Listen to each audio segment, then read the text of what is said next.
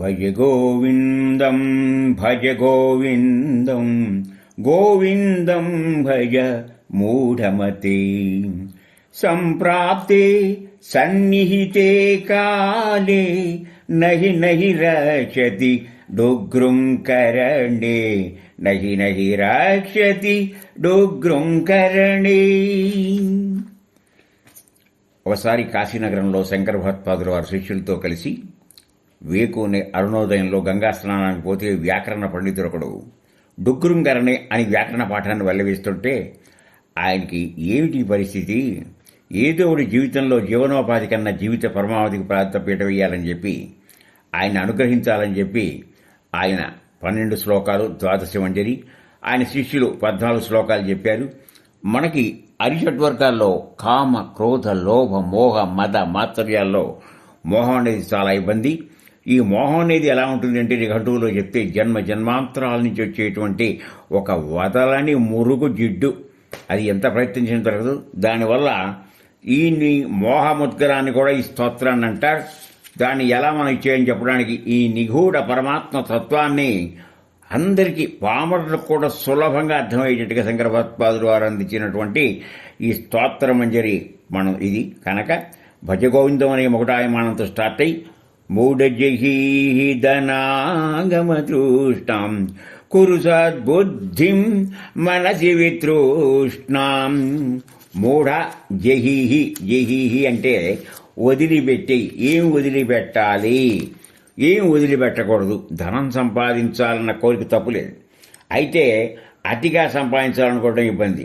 నీకు ఎంత ప్రాప్తం ఉందో అంతే వస్తుంది, కానీ నువ్వు ఒక సముద్రం దగ్గరికి ఏ పాత్ర చేస్తే ఆ పాత్రలు వస్తే కానీ ఎక్కువ రావు కదా అని గ్రహించేటువంటి 2వ శ్లోకం మనకు ఒక భావావేశం వస్తుంది.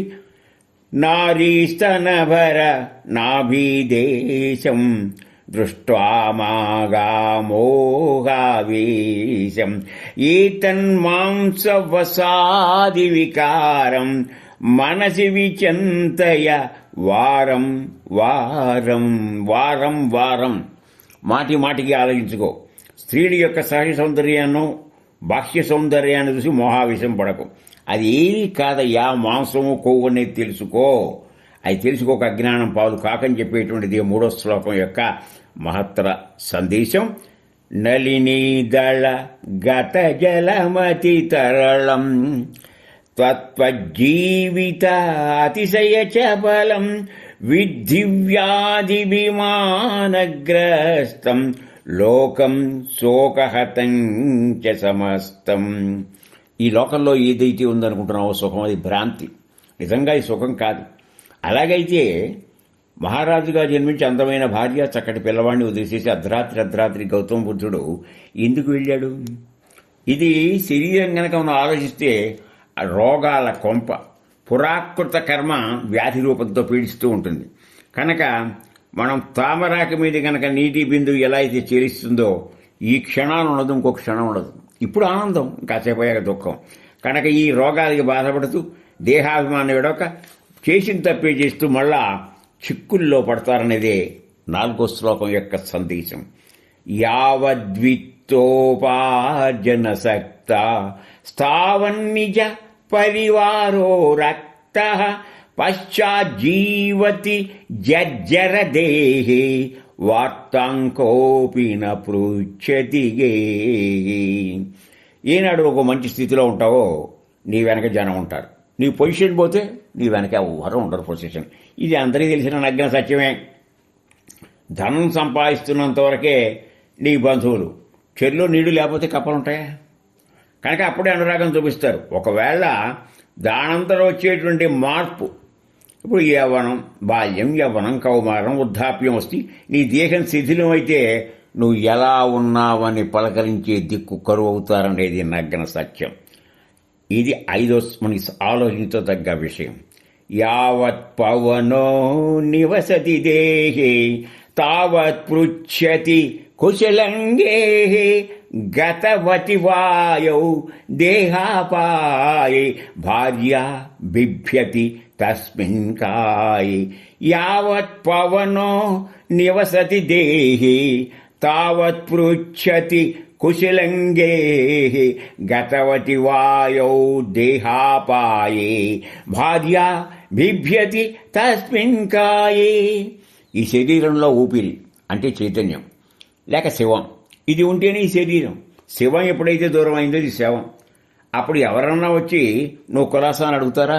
చైతన్యం లేకపోతే.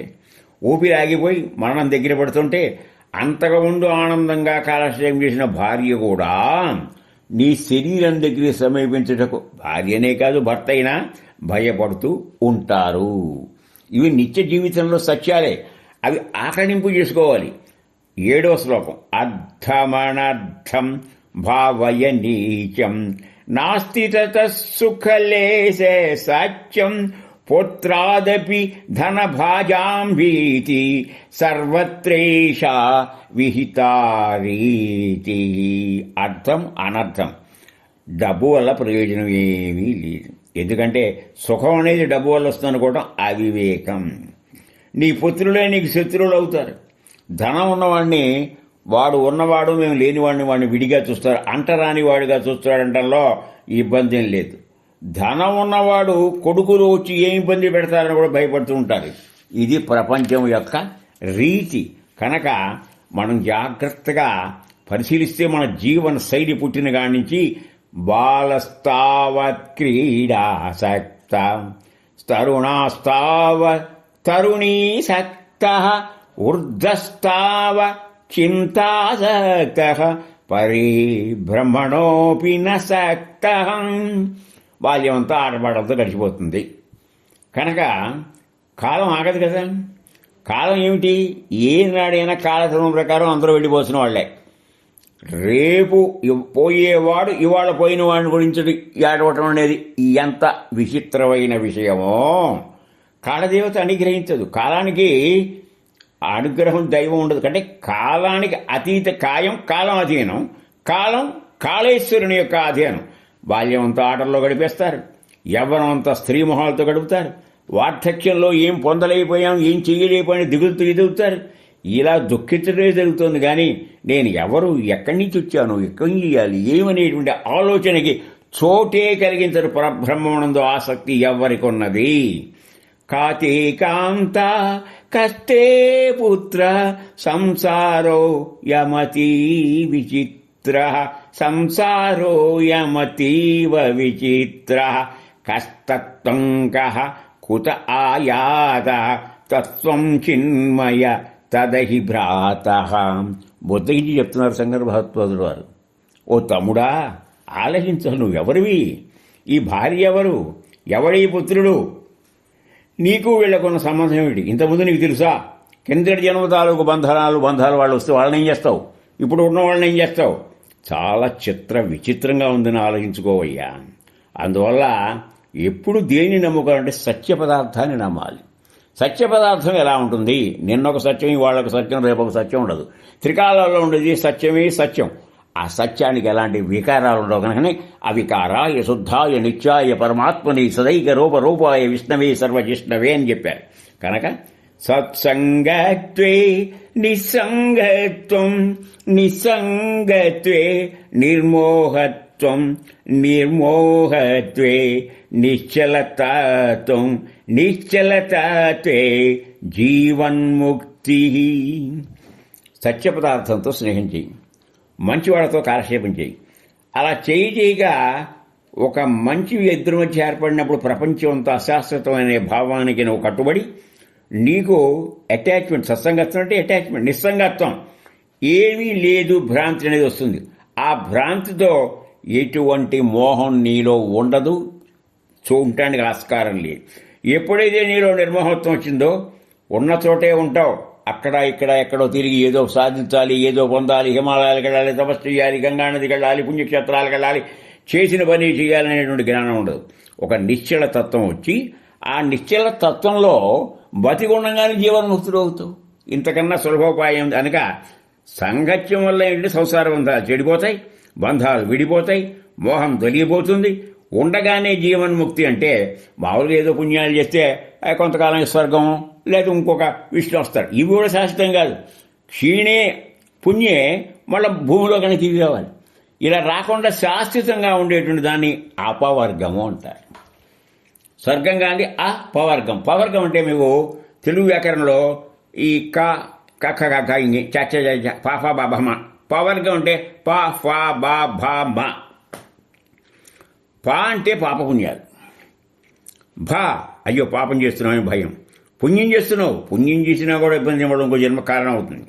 ఫా ఈ చేసిన పాపపుణ్యాలకి ఫా అంటే ఫలితాలు. ఏదో నాడు తప్పంది, అమ్మో అందరూ వెళ్ళిపోతారు, మనం కూడా వెళ్ళే టైం దగ్గర పడిందని ఆలోచిస్తాము, ఒళ్ళు వణికిపోతాం. మరణం, ఉన్న వాటితో బంధం. కనుక ఇవేమీ లేకుండా, అపవర్గ పదాలు లేకుండా ఆనందంగా జీవితం గడిపేటువంటి వస్తుంది. కనుక జీవితం ఎలా ఉంటుందంటే, పోనీ ఒంటరితనం ఏమన్నా ఆనందమా? వయసగతే కహ కామ వికార శుష్కే నీరే కహ కాసార క్షీణే విత్తే కహ పరివారో జ్ఞాతే తత్వేక సంసార. ఒంటరితనంగా ఉండటం కూడా కష్టమే, తొంటరితనంగా ఉంటుంది. గుళ్ళు చేయించుకున్నారు కొంతమంది కాషాయ వస్త్రాలు వేశారు. కాషాయ వస్త్రం వేశారు కానీ మనసు కాషాయం. అలాగే తలలో బోడుగుంటూ చేయించుకున్నారు. రకరకాలు ఉదర నిమిత్తార్థం భౌకృత వేషాన్ని అన్నారు కదా. ఏది చేసినా నీళ్లు లేకపోతే చెరులో చేపలలాగా ఉండవు. నీరు ఎండిపోయాక నీ గురించి ఎవరుండి పట్టించుకుంటారు? ధనం లేకపోతే పరివారం ఏముంటుంది? ఇది అనుభవం రావాలి. ఈ అనుభవం వచ్చిన తర్వాత నిన్ను రక్షించేది ఎవ్వరో అనేది తెలుసుకుంటే, మాకురు ధన జన యౌవన గర్వం హరతి నివిషేత్కాల సర్వం మాయామయమిద అఖిలం హిత్వా బ్రహ్మపదం త్వం ప్రవసి విదిత్వా. మా కురు ధన జన యౌవన గర్వం హరతి నిమిషేత్కాల సర్వం మాయామిద అఖిలం హిత్వా బ్రహ్మపదం త్వం ప్రవసి విదిత్వా. నీ దగ్గర ధనం, యవ్వనం, పరివారం ఇవన్నీ నాకున్నాయి, నేను ఎవరిని లెక్కలేను. నా వెనక జనం ఉన్నారు, నాకు చాలా డబ్బు ఉంది, ఇవి రక్షిస్తాయా? గర్వించకో. ఒక్క క్షణంలో మొత్తం మటుమాయం అవుతాయి. ఇవాటికి కూడా చూడండి ఆశ్చర్యం, కొబ్బరి బొండాల్లో నీళ్ళు వచ్చేది ఏ వైజ్ఞానికుడికి అర్థం కాదు. అది సరళితముగా అడిగేళ్ళ సొంతం అన్నారు. అలాగే చక్కగా ఏనుగు వెలగబండు తింటుంది, మళ్ళా వెలగబండునే వదిలేస్తుంది. ఈ లోపలన గుజ్జు ఏమైందండి? పోయేటప్పుడు అలా పోతుంది, వచ్చేటప్పుడు ఇట్లా వస్తుంది. కనుక మనం ఎంత మాయా మిథ్య అని తెలుసుకో.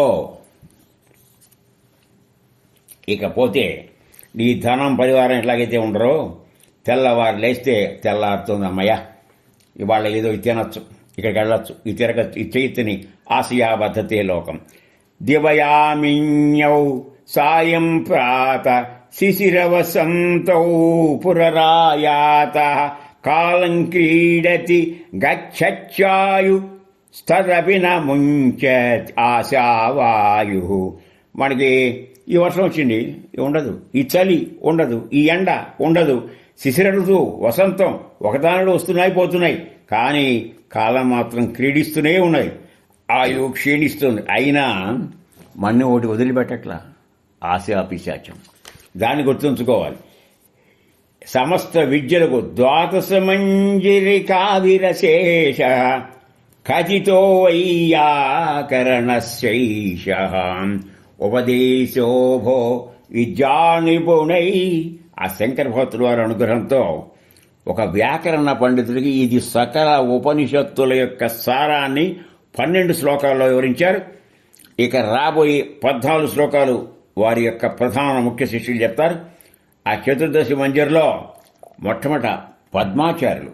ఈయన ఎవరు అంటే ఎంత గురుభక్తి అంటే, ఒకసారి ఒక నదికి వరద ఆతలో ఉన్నాడు ఆయన. పద్మపాద అనగానే గురువు ఆజ్ఞని దృష్టిలో పెట్టుకుని గబగబా పరిగెత్తుస్తుంటే ఆయన వరద ఉమ్మరంగా ఉంది. ఆ వరదకి ఆ నీళ్ళ నుంచి పద్మాలు వచ్చి వాటిని ఆధారంగా తీసుకొచ్చాడు. అందుకని ఆయన పద్మపాదుడు అయ్యాడు.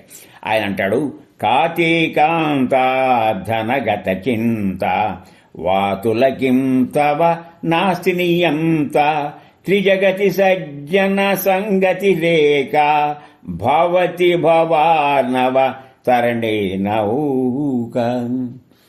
ఓ వాతరోగి, ఏ పిచ్చి పడితే ఆ పిచ్చేనా? నీ భార్య ఎవరు? ఎప్పుడూ ధనాన్ని గురించి ఆలోచించా.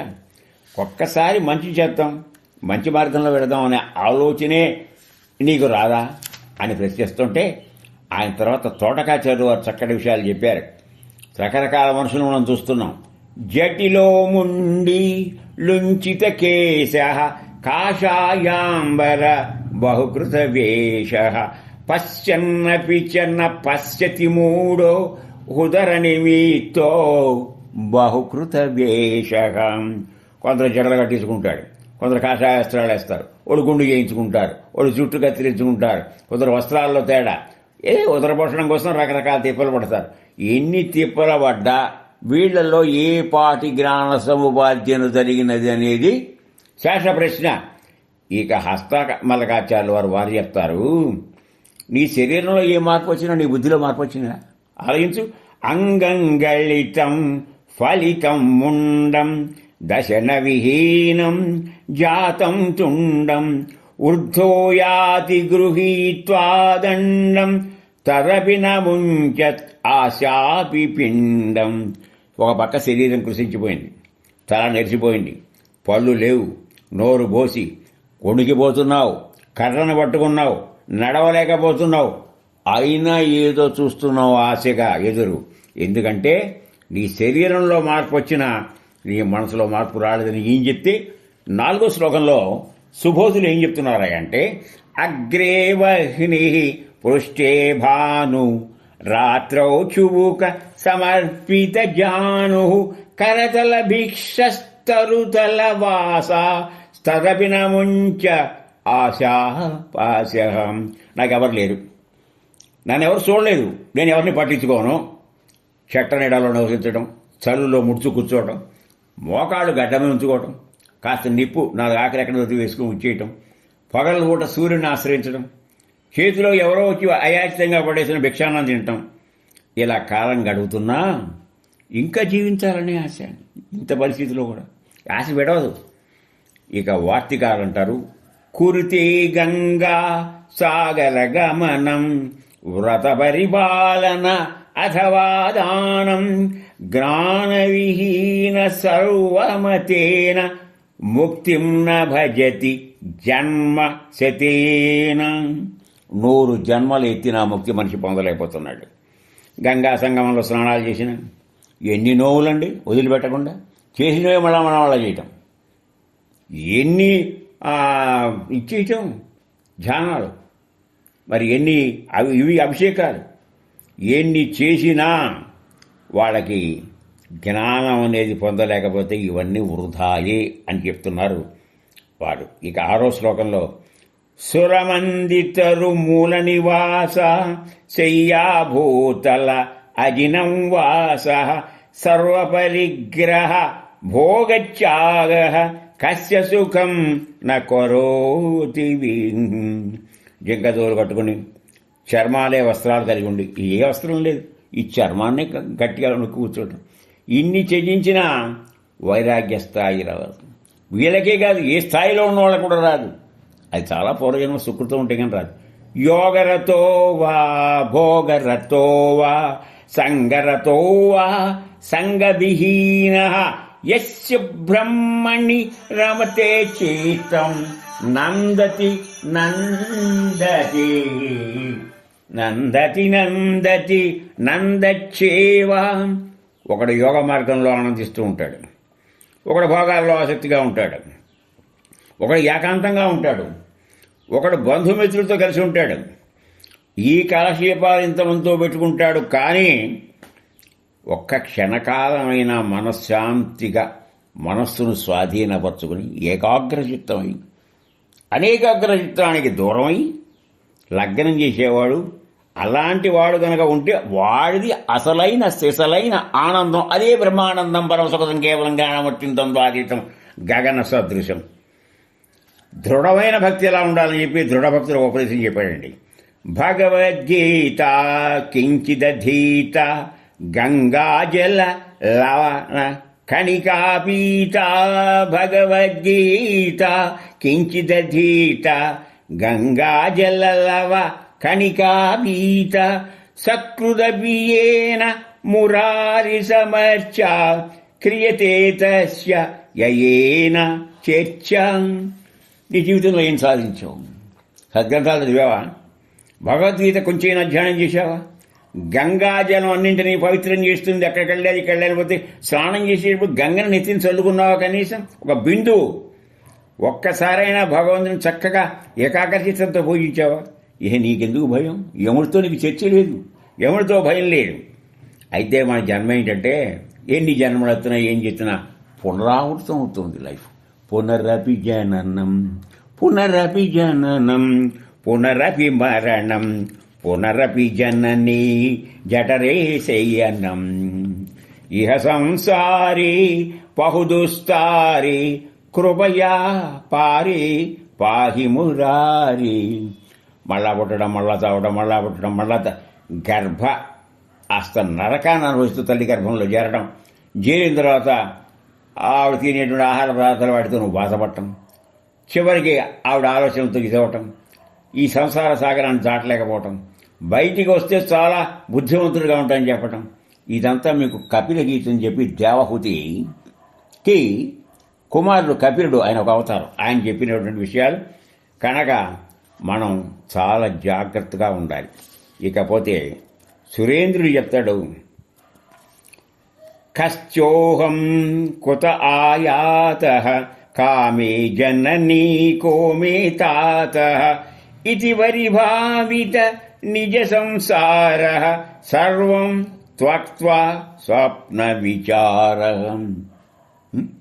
త్వక్త్వా అంటే వదిలిపెట్టడం, త్వక్త్వా అంటే వదిలిపెట్ట. ఏం వదిలిపెట్టాలి, ఏం పట్టుకోవాలి? నీవెవరు? ఎక్కడి నుంచి వచ్చావు? నా తల్లి ఎవరు? నా తండ్రి ఎవరు? ఈ తల్లిదండ్రులకి ఎందుకు పుట్టాలి? ఈ భార్యకే భర్తను ఎందుకు అవ్వాలి? ఈ భర్తకే భార్య ఎందుకు అవ్వాలి? ఇవన్నీ విచారిస్తే ఈ ప్రపంచం అంతా స్వప్నం. నిన్న ఉంది లేదు, ఇవాళ ఉంది, మళ్ళా రేపుండని నమ్మకం లేదు అని చెప్తే యోగానందులు అంటారు, రాజ్యాచర్పట విరచిది కంధ పుణ్యాపుణ్య విసర్జితాపంథా యోగి యోగ నియోజిత చిత్తో రమతే బాల్యోన్మత్త దేవం. భగవద్గీతలో ఒకటాయమైనటువంటి శ్లోకం ఆఖరి, సర్వధర్మాన్ పరిత్యజ్య మామేకం శరణం వదిలే అహం త్వా సర్వపాపేభ్యో మోక్షయిష్యామి వాచః. ఏదో వీధిలో దొరికిన గుడ్డ మొక్కల పొంతనోడు తెచ్చి ఇది పుణ్యం, ఇది పాపం, ఇది మంచి చెడు లేకుండా కేవలం నీ దృష్టి అంతా ఆ భగవద్ధ్యాసలో ఉన్నవాడికి వాడికి ఎంత ఆనందం అంటే వాడు ఉన్మత్తులాగా ఎగురుతాడట. మన సాయి చరిత్రలో వస్తుంది, పిల్లలతో ఆయన గోళీలాడతాడు, ఓసారి ఎగురుతాడు, ఓసారి అరుస్తాడు, ఓసారి పాడతాడు. ఇవన్నీ ఎందుకంటే ఆ ఆనందాన్ని మనం దేంతోనూ అంచనా వేయలేం, పెంచలేం. ఇకపోతే ఒకటే గ్రహించాలి, సర్వర్ని సమానంగా చూసుకోవాలి. నీలో కానీ పక్కవాళ్ళలో కానీ ఉన్నది ఒక్కటే, త్వత్వమసి. త్వం తహ అసి, నువ్వు నా యందు ఉన్నావు, అప్పుడు నేను నీ యందు ఉన్నట్టే కదా. త్వయిమై సర్వత్రైకో విష్ణు వ్యర్థం కుష్యసి మయి సహిష్ణు భవసమచిత్తః సర్వత్రత్వం వాంఛస్వచిరద్యాది విష్ణుత్వం. సర్వాంతరం బాహ్యాభ్యాంతరం అంతర్బహిష్చి తత్సర్వం వ్యాప్య నారాయణ స్థిత. సర్వత్రా విష్ణు ఒకడే ఉన్నాడు. సహనం లేనివాడు మాకు నిష్కారణంగా కోపగించుకుంటున్నావు. విష్ణువుతో ఐక్యం కావాలంటే ముందు నువ్వు భేద బుద్ధిని త్యజించు. ఉన్నవాడు లేనివాడు కావలసినవాడు అయినవాడు అనకండి, అప్పుడు నీ ఆనందం అవుతుంది నీ జీవితం. కామం క్రోధం లోభం మోహం చక్యాత్మానం పశ్యతి సోహం ఆత్మజ్ఞాన విహీన మూఢ సేవచ్చంతి నరక నిరూఢా. కామ క్రోధ లోభ మోహ మత మాత్సర్యం 6 అరిషడ్ వర్గాలు శత్రువులు. వాటిని ఎలా జయించాలి? అదుపులో పెట్టుకుంటే, వాటిని వదలగా పట్టుకుంటే మూఢుడు అవుతావు, వదిలేస్తే ఎంతో ఆనందాన్ని పొందుతావు. అలాగే గేయం గీత నామ సహస్రం ధ్యేయం శ్రీపతి రూపమజస్రం నేయం సజ్జన సంగే చీతం దేయం దీనజనాయ చ విత్తుం జీవితం వచ్చాక కొన్ని నిర్ణయాలు తీసుకోవాలి. జీవితానికి ఒక లక్ష్యం ఉండాలి. కాలాన్ని వ్యర్థం చేయకూడదు. కాలాన్ని మనం గౌరవించాలి. సమయజ్ఞునికి సమర్పించుట సరైన యజ్ఞుని గతంలో కూడా చెప్పాం కనుక భగవద్గీత విశ్వసహస్రనామం సంకీర్తన చేస్తూ ఉండాలి. ఎప్పుడు శ్రీపతిని ధ్యానించాలి. దీనజనులకి ధనం పంచిపెట్టాలి. నీ దగ్గర ఉన్నది నీ వెంట రాదు. వీటన్నింటి చెప్పిన తర్వాత ఆ వ్యాకరణ పండితుల్లో ఏమన్నా ఇంతసేపు నాడు మార్పు వచ్చిందా అని చెప్పడానికి 15వ శ్లోకంలో మూఢగచ్చన వైయాకరణో డొగ్రుంకరణా జనన తురీణ శ్రీమచ్చంకర భగవిచ్చిష్యైర్బోధిత అసిచోధికరణ. ద్వాదశ మంజరి చెప్పి 12 శ్లోకాలు శంకర భగవత్పాదుల వారు, శిష్యులు 14 శ్లోకాల ద్వారా ఈ వ్యాకరణ సూత్రాన్ని మొదల్లో మనకి వల్లి వేస్తున్నాడే. ఆయన బోధన విని మార్పు వచ్చి చాలా పవిత్రుడు. ఒకడు పవిత్రుడు అవడానికి ఇంత కృషి చేయాల్సి వచ్చింది. హరి ఓం తత్సత్సహనావతు సహనావనతు సౌభూర్యం బరావహై తేజస్వినావధీతమస్తు మా విద్విషావహై. ఓం శాంతి శాంతి శాంతి. హరి ఓం.